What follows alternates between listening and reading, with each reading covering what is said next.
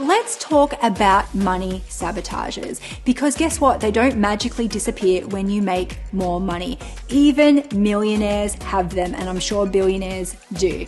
Sometimes people, when they're successful too, they overwork, they pick fights or overcomplicate things.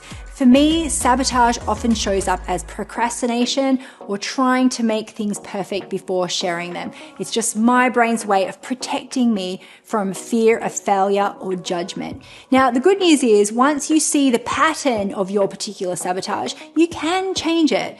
And that's what my free Tap Away Your Money Sabotages workshop is all about. In just a few minutes of tapping, you can calm down your nervous system, release fear, and feel safe taking your next step.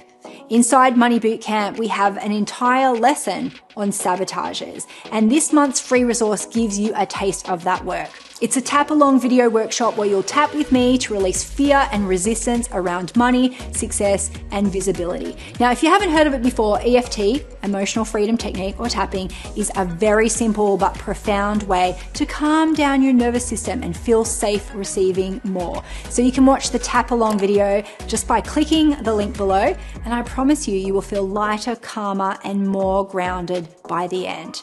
Remember, it's your time and you're ready for the next step.